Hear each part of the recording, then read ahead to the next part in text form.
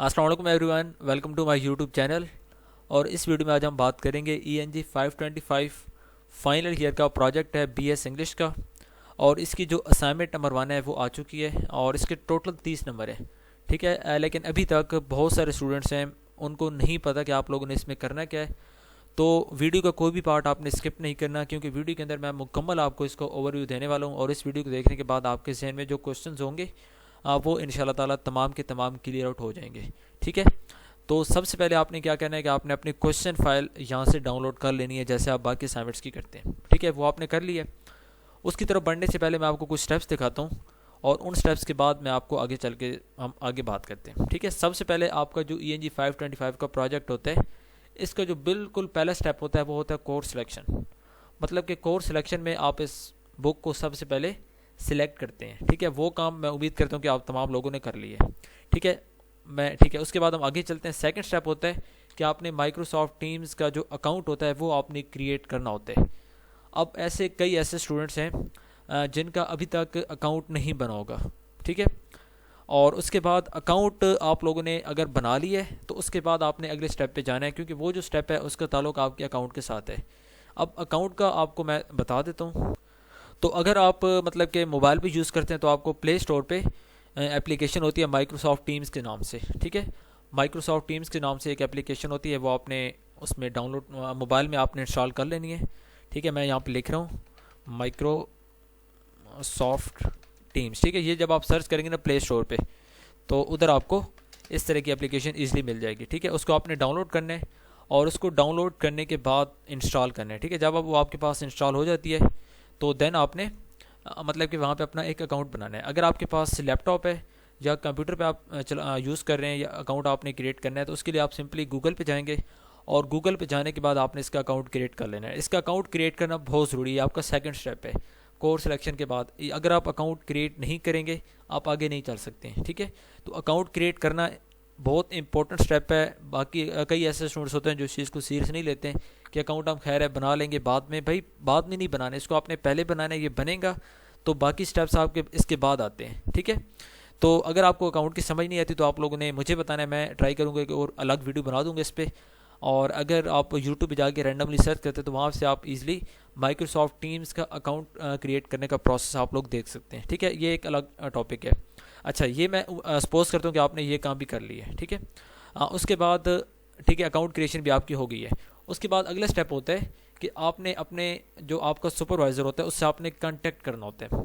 अब उससे कांटेक्ट करने के दो तरीके होते हैं, मैं आपको दिखा देता हूँ कि जब आप LMS में आपकी अनाउंसमेंट आती है ENG 525 है, इसका अनाउंसमेंट सेक्शन हम ओपन करते हैं।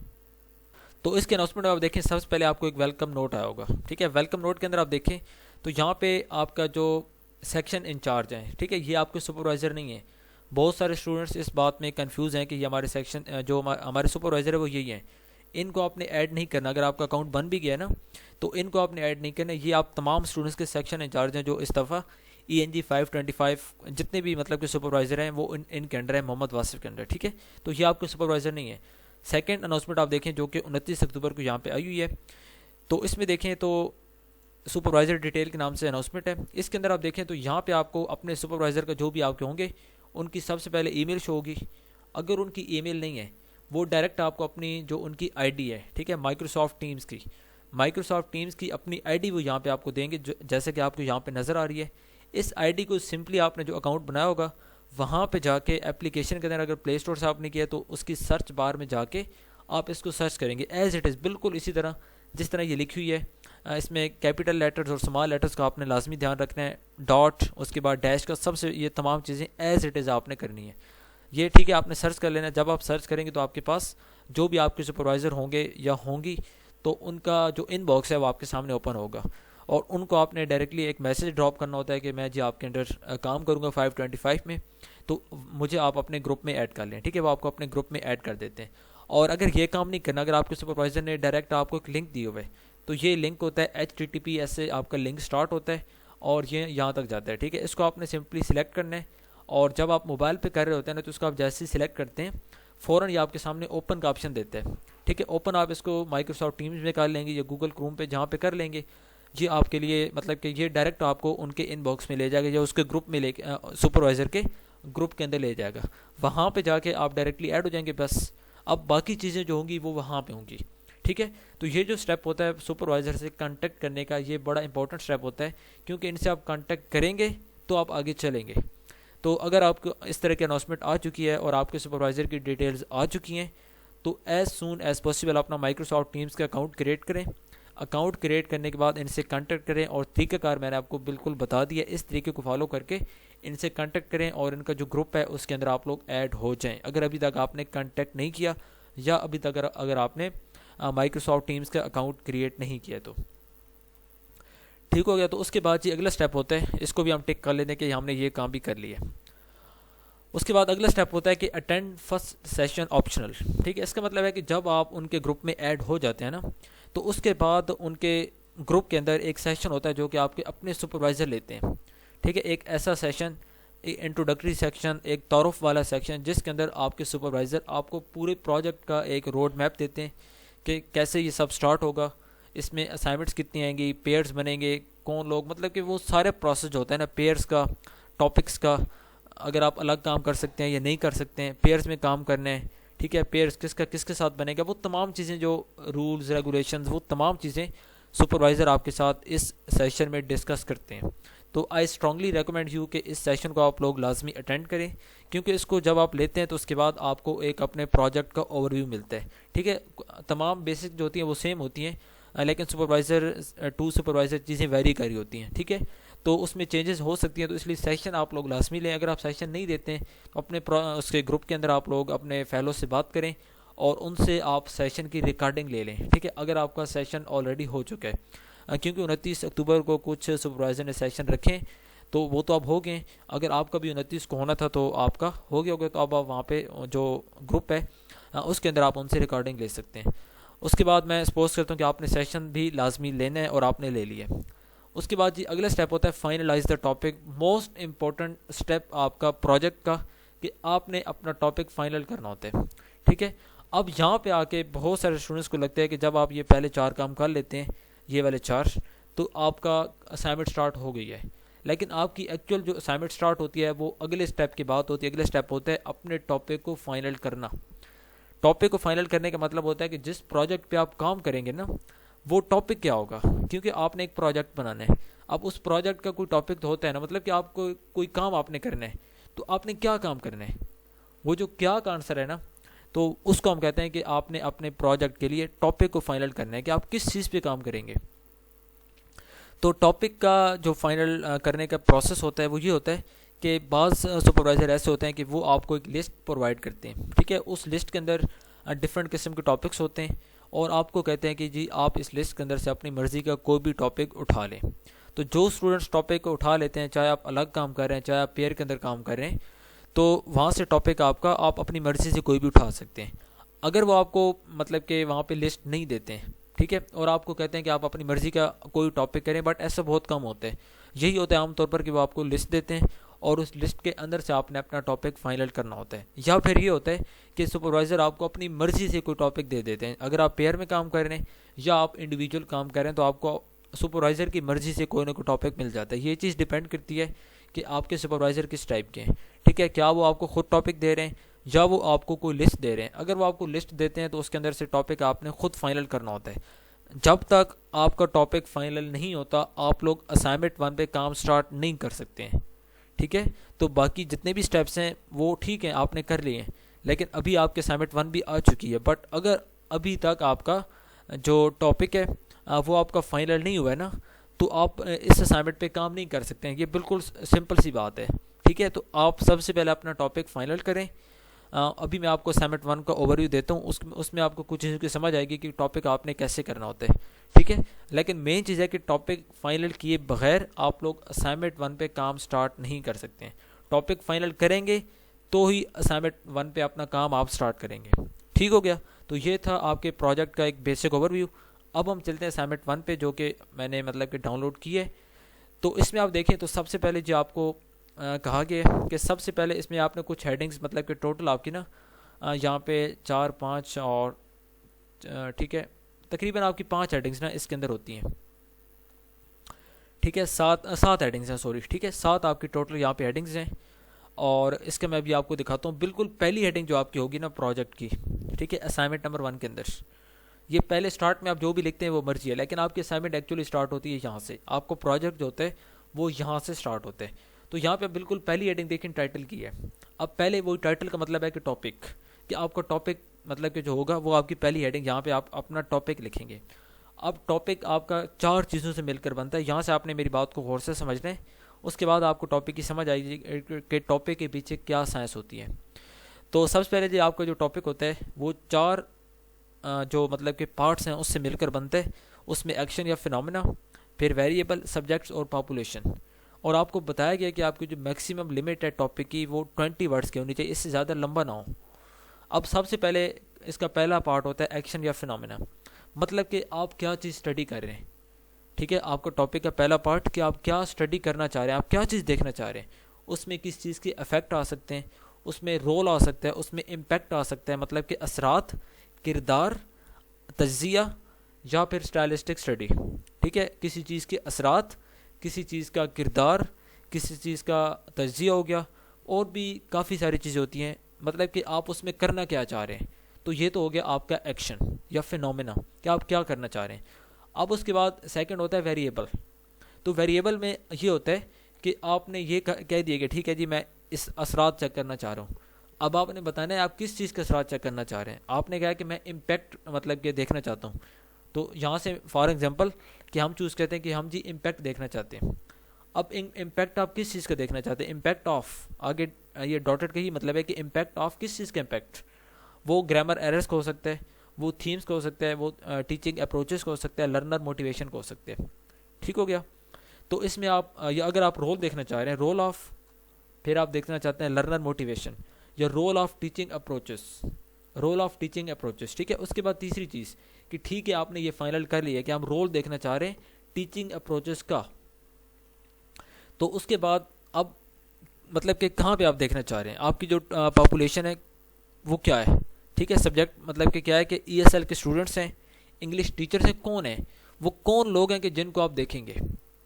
ठीक है, तो मिसाल के तौर पे आपने जैसे हम एग्जांपल को लेके चाह रहे हैं कि role of teaching approaches ESL students English teachers, आप कह सकते हैं रोल ऑफ, हम जी स्टडी करना चाहते हैं role of teaching approaches in ESL students या in the learning of ESL students या क्लासरूम ऑफ ESL स्टूडेंट्स या इंग्लिश टीचर्स, कोई भी। ठीक है, उसके बाद फोर्थ स्टेप होता है पॉपुलेशन का, कि आपकी जो मतलब के टॉपिक है ये कहाँ पे अप्लाई हो रहा है। लाइक आप BS इंग्लिश के स्टूडेंट्स को करना चाह रहे हैं, आप पंजाब के किसी रूरल एरिया में करना चाह रहे हैं, आप ब्रिटिश पोइट्री को करना चाह रहे हैं, आप क्या करना चाह रहे हैं। तो वो जो एक पॉपुलेशन होती है ना कि वो जो मतलब कि लोग कौन लोग हैं। ठीक है, तो इसमें आप बेसिकली उन पर्टिकुलर सैम्पल साइज़ के, क्योंकि बहुत सारे लोग होते हैं, अब कोई एक यूनिवर्सिटी हो सकती है, कोई एक डिपार्टमेंट हो सकता है, तो आप किसको देखना चाह रहे हैं। तो ये 4 चीज़ों से मिलकर आपका एक टॉपिक बनता है। एग्जांपल उन्होंने आपको दे दी है कि the impact of linguistic errors on fluency among ESL learners. अब द इम्पैक्ट ऑफ ये आपका हो गया एक्शन फिनोमेना, उसके बाद लिंग्विस्टिक एरर्स हो गया आपका वेरिएबल, उसके बाद फ्लुएंसी। ठीक है, फ्लुएंसी के ऊपर आप चेक करना चाह रहे हैं किन के अंदर, टारगेट पॉपुलेशन आपके ESL लर्नर्स हैं। ठीक हो गया, तो ये पॉपुलेशन है। फ्लुएंसी जो यहाँ पे है तो वो सब्जेक्ट है, और उसके बाद जो लिंग्विस्टिक एरर्स हैं तो वो है आपके वेरिएबल, और जो इम्पैक्ट है वो आपका है एक्शन या फिनोमेना।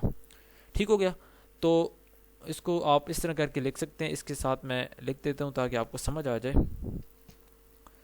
कि ये है वेट। ठीक है, ये आपका 1 है, मतलब कि ये वाला। उसके बाद लिंग्विस्टिक एरर्स ये आपका 2 है। उसके बाद फ्लुएंसी जो है वो आपका 3 है। उसके बाद जो ESL है ये आपका 4 है। ठीक हो गया, तो इस तरह करके आपका जो टॉपिक होता है वो आप मतलब कि कोई भी आपको टॉपिक मिलता है तो उस टॉपिक के अंदर बेसिकली ये 4 चीज़ होती हैं। तो टॉपिक आपने इस तरह करके, अगर आप खुद से करना चाह रहे हैं तो आप खुद से कर सकते हैं। अगर आपको टॉपिक दिया गया तो उसके अंदर ये 4 चीज़ें आपने लाजमी रखनी है, इसके बगैर आपको टॉपिक रिजेक्ट हो जाता है, टॉपिक आपका इनकम्प्लीट होता है। ठीक है, ये 4 चीज़ें उसके अंदर होना ज़रूरी है। एग्जाम्पल मैंने आपको यहाँ पर उन्होंने दी है और मैंने आपको एक्सप्लेन भी कर दिया है। उसके बाद ये सेकंड चीज़ होती है रिसर्च ऑब्जेक्टिव्स, कि आपका जो रिसर्च आप जो कर रहे हैं, आप जो प्रोजेक्ट कर रहे हैं उसका कोई मकसद भी होगा। उसका मकसद क्या, आप उसमें क्या अचीव करना चाहते हैं। ठीक हो गया, तो ऑब्जेक्टिव के अंदर कोई ना कोई सबसे पहले एक एक्शन वर्ब से आपका ऑब्जेक्टिव स्टार्ट होना चाहिए। एक्शन वर्ब को कहते हैं जैसे कि एनालाइज करना, ठीक है, इन्वेस्टिगेट करना, एवेल्यूएट करना, आइडेंटिफाई करना। तो इस तरह के आपकी मतलब कि इस तरह के वर्ड से आपका ऑब्जेक्टिव स्टार्ट होगा। जो भी आप ऑब्जेक्टिव कर रहे हैं वो आपका स्टार्ट यहाँ से होगा, ठीक है। अच्छा, अब एक या दो ऑब्जेक्टिव्स ये डिपेंड करते हैं कि आपके जो सुपरवाइज़र है वो आपको क्या कहते हैं। अगर आपको कहते हैं कि एक आपने ऑब्जेक्टिव्स करने, आपके जो प्रोजेक्ट है उसका एक मकसद होना इनफ है, तो फिर आपने एक करना है। अगर वो आपको कहते हैं दो करना है तो फिर आपने दो करना है, दो से ज़्यादा नहीं करने होते हैं, दो करने होते हैं या एक करना होता है, डिपेंड करता है कि आपके सुपरवाइज़र क्या कहते हैं, ठीक है। और हर ऑब्जेक्टिव 15 से 20 वर्ड्स का होता है, ठीक है, ये लाजमी ज़हन में रखना है। तो एक तो उसमें एक्शन वर्ब होना चाहिए, मतलब कि जो ऑब्जेक्टिव आपका स्टार्ट होगा वो इस तरह के लफ्ज़ से होगा कि टू उसमें स्टार्ट सबसे पहले आएगा, उसके बाद आगे एनालाइज हो सकता है, एवेल्यूएट हो सकता है, आइडेंटिफाई हो सकता है या इन्वेस्टिगेट हो सकता है, ठीक हो गया।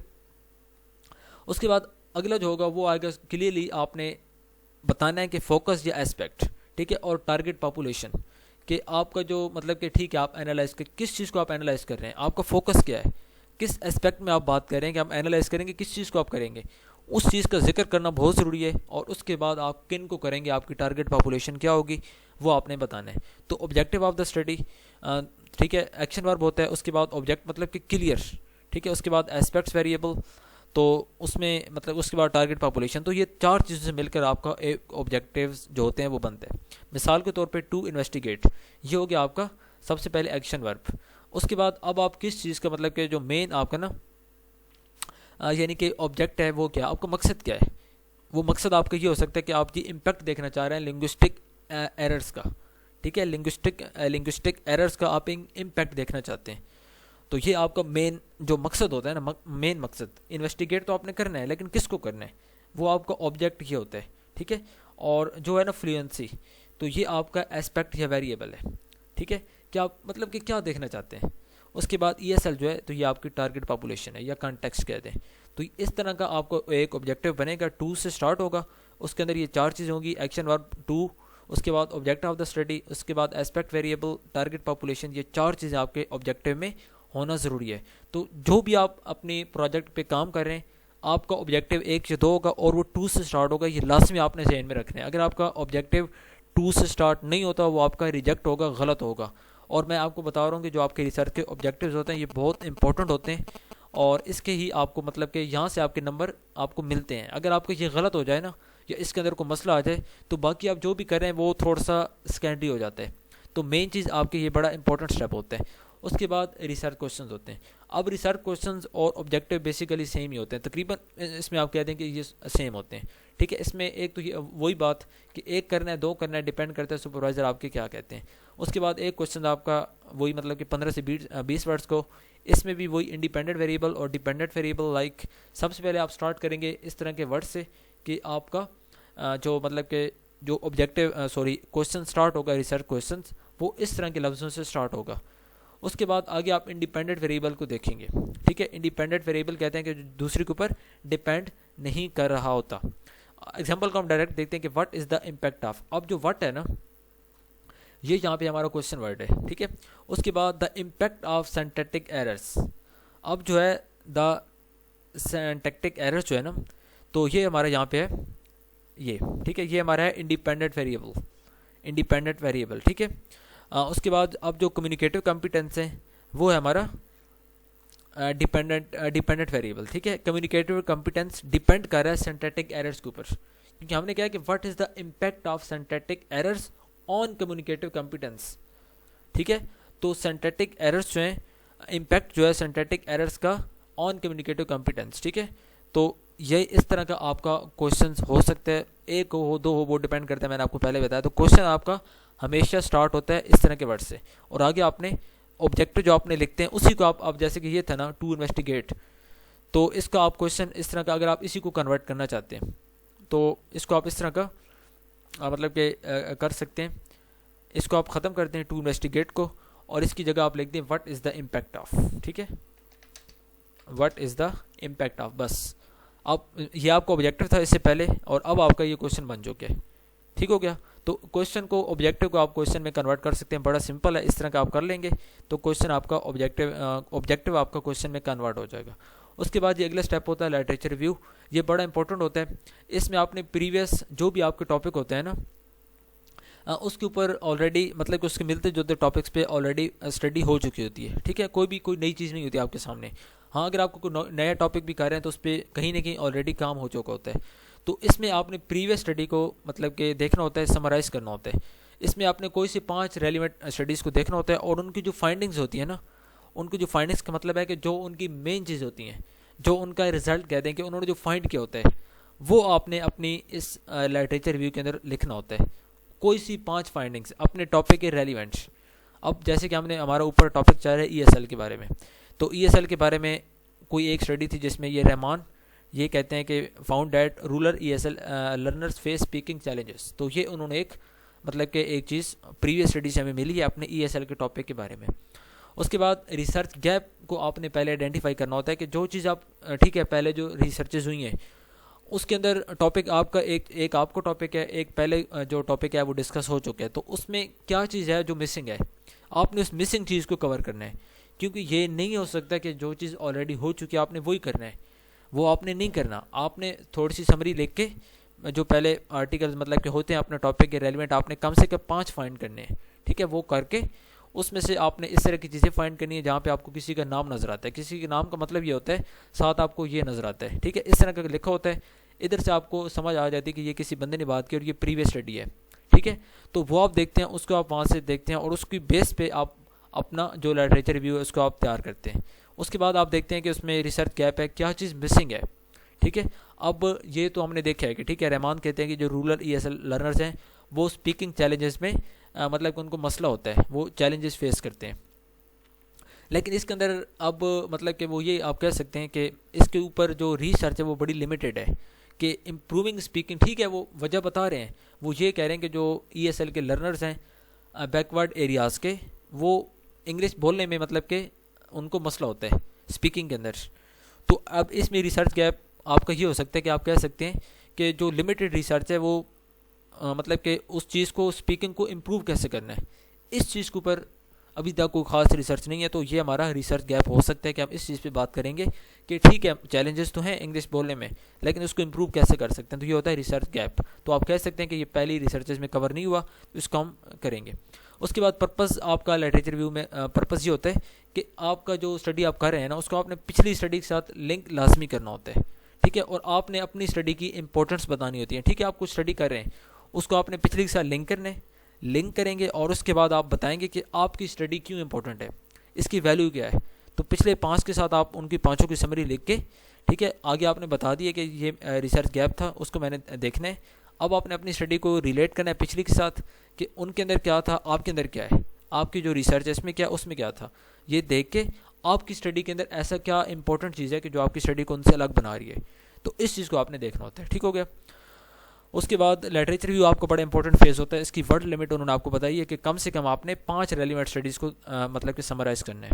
इसका मैंने आपको डिटेल बता दी। उसके बाद ये मेथोडोलॉजी होती है, इसके अंदर आप करते हैं कि जो भी मतलब कि आपके रिसर्च के कंपोनेंट्स होते हैं, लाइक आपका रिसर्च का डिज़ाइन क्या था, क्वालिटेटिव था, क्वानिटेटिव है, मिक्स्ड है। उसके बाद रिसर्च मेथड आपके क्या, आपने कौन सा मेथड यूज़ किया है रिसर्च के लिए, सर्वेज किए हैं, इंटरव्यू किए हैं, एक्सपेरिमेंट किए हैं, कंटेंट एनालिसिस जो भी किया है। उसके बाद पॉपुलेशन सैम्पलिंग, मतलब कि आपका यानी कि जो सैंपल है वो जो लोग यानी कि आपने सैम्पलिंग की कौन सी लाइक टेक्निक आपने कौन सी यूज़ किया है, रैंडम सैम्पलिंग यूज़ किया है, कन्वीनियंस पर्पसिव कौन सा आपने यूज़ किया है। उसके बाद सैंपल साइज़ कि आपने जो पॉपुलेशन को आप स्टडी कर रहे हैं उसमें कितने लोग हैं, लाइक अगर आप क्वान्टिटेटिव कर रहे हैं तो 40 लोग हैं, 50 लोग हैं, कितने लोग हैं वो आपने एग्जैक्ट नंबर बताना होता है। उसके बाद डाटा एनालिसिस के लिए आपके पास डाटा आ गया, ठीक है, डाटा आपने कलेक्ट कर लिया, अब उसको एनालिसिस का एनालाइज करना है। तो उसके लिए टेक्निक आप कौन सी इस्तेमाल करेंगे, ठीक है, वो टेक्निक आपकी कोई भी हो सकती है, एग्जांपल उन्होंने आपको यहाँ पे दी हुई है। उसके बाद एथिकल कंसिडरेशंस कि आपने लाजमी बताना होता है कि आपकी जो एथिकल कंसिडरेशंस थी आपने किस तरह लोगों को जब आपने मतलब कि डाटा कलेक्ट किया तो क्या आपने उनको बताया कि आपकी जो प्राइवेसी आपकी इन्फॉर्मेशन उसको हम प्राइवेट रखेंगे, कॉन्फिडेंशियल रखेंगे, उसको हम आगे इधर उधर मतलब कि लाइक वायरल या लीक नहीं करेंगे, ठीक है। उसके बाद इस तरह के एक मतलब कि टोटल आपका ये एक अब एरर एनालिसिस ये आपका होता है, यानी कि एरर एनालिसिस आप कर रहे हैं ESL स्टूडेंट्स का, ठीक है। तो ये आपका क्वालिटेटिव डिज़ाइन आपका क्वालिटेटिव, ठीक है। उसके बाद 25 आपका स्टूडेंट्स, तो ये आपका सैंपल हो गया। सर्विस स्ट्रेटजी टेक्सोनॉमी ये आपका हो गया जी, डाटा एनालिसिस की टेक्निक, और एथिकल अप्रूवल आपका हो गया एथिकल कंसिडरेशंस, ठीक है। तो ये आपका इस तरह करके आपका जो रिसर्च मेथोडोलॉजी का सेक्शन है ये आपका यहाँ पे कंप्लीट होता है। उसके बाद एक्सपेक्टेड आउटकम, कि आपकी जो मतलब कि है प्रोजेक्ट है इसके एक्सपेक्टेड आउटकम्स क्या हैं, ठीक है। इसमें आप ये बताते हैं कि आप की जो मतलब कि निकलेंगी, आपका जो रिजल्ट्स निकलेंगे, आप क्या चीज़ एक्सपेक्ट क्या कर रहे हैं। आपने ये पूरी रिसर्च आप कर रहे हैं, आपका पीछे इसके पीछे एक्सपेक्टेशंस क्या हैं, वो आपने यहाँ पे बतानी होती हैं कि किस चीज़ को आप प्रूव करना चाहते हैं, आप क्या चीज़ फाइंड करना चाहते हैं। उसके बाद रेफरेंसेस, तो इनको आपने लिखना होता है। रेफरेंसेस मतलब कि जो बातें आपने लिखी हैं स्पेशली लिटरेचर व्यू के अंदर या स्टार्ट में आप लिखेंगे, तो उसमें ये चीज़ें आपने लाजमी देखनी है, ठीक है। इस तरह के रेफरेंसेस होते हैं और इसको आपने APA 7th एडिशन के फॉर्मेट में लिखना होता है, ठीक है। उसकी पूरी एक इसकी अलग डिटेल है, इसके अंदर आपने ये तमाम चीज़ें फाइंड करनी होती हैं। बुक्स को अगर आप मतलब कि बुक का जो टाइटल होता है उसको आप अटैलिक करते हैं, ठीक है। उसके बाद जर्नल का टाइटल होता है उसको आप अटैलिक करते हैं। उसके बाद वेबसाइट्स होती हैं, उनके नेम आप लाजमी मेंशन करते हैं, एग्जांपल वो साथ साथ आपको दे रहा है। उसके बाद punctuation, capitalisation, italics, verify all sources, इस तरह की डबल स्पेसिंग आप देते हैं। उसके बाद जो हैंगिंग इंडेंट 0.5, उसके बाद अल्फ़ाबेटिकल ऑर्डर। तो ये चीज़ें आपका APA 7th एडिशन, इसकी कोई भी आप यूट्यूब से वीडियो देख सकते हैं, उसके अंदर आपको ये चीज़ क्लियर हो जाएगी कि आपने इसके अंदर क्या करना है, ठीक है। तो इस तरह के ये 7 आपकी टोटल हेडिंग्स होती हैं, इन हेडिंग्स को आप कवर करेंगे। तो यहाँ पे अब ये देखें, ये उन्होंने एग्जांपल आपको दी है रेफरेंसेस की, ठीक है। तो ये किसी का नाम हो गया, उसके बाद बुक का टाइटल, उसके बाद उसके अंदर ये बुक का टाइटल हो सकता है, देन आके जर्नल का टाइटल, ठीक है। उसके बाद ये लिंक वेबसाइट का। तो इस तरह का करके आपके रेफरेंसेस यहाँ पे कंप्लीट होते हैं और यहाँ पे आपकी असाइनमेंट कंप्लीट होती है। तो जो हेडिंग्स आपको यहाँ पे दी गई हैं आपने वही हेडिंग्स कवर करनी है, ठीक है। टाइटल दिया हुआ है, टाइटल के बाद आप डायरेक्ट चले जाएंगे रिसर्च ऑब्जेक्टिव्स पे, उसके बाद आप रिसर्च क्वेश्चन पे आएंगे, देन आप आएंगे लिटरेचर रिव्यू पे, मेथोडोलॉजी, उसके बाद आप जाएंगे एक्सपेक्टेड आउटकम एंड देन आपका सेक्शन होता है रेफरेंसेस का। तो यहाँ पे आपका सोल्यूशन कंप्लीट हो जाएगा, ठीक है। तो इसके बाद अगर आपको अब मतलब कि टॉपिक से लेकर आगे किस तरह चलना है वो उसकी मैं एक अलग सी वीडियो बना दूंगा। अगर आपको किसी बात की समझ नहीं आई है तो आप लोगों ने लाजमी मुझे बताना है, और कोई भी आपको मसला होता है तो मैं अब आगे एक और वीडियो बना दूंगा जिसमें मैं तमाम चीज़ें आपके सामने क्लियर कर दूंगा। आपको एग्जांपल के साथ हम एक टॉपिक को लेकर चलेंगे और वो एक पूरा मैं आपको मतलब कि समझा दूंगा प्रैक्टिकल के साथ। अभी तो मैंने जस्ट आपको एक ओवरव्यू दी कि आपने किस हेडिंग में क्या काम करना है, ठीक हो गया। तो अगर आप चैनल पे न्यू है, चैनल को सब्सक्राइब लाजमी कर लें, बेल आइकन के बटन को लाजमी प्रेस कर लें ताकि अंदर जितनी भी मैं इस तरह की वीडियोस अपलोड कर दूँ उसका आपको फ़ायदा हो सके, ठीक है स्टूडेंट्स। तो मिलते हैं एक और वीडियो में, टिल देन अल्लाह हाफिज़ and thank you so much for watching this video.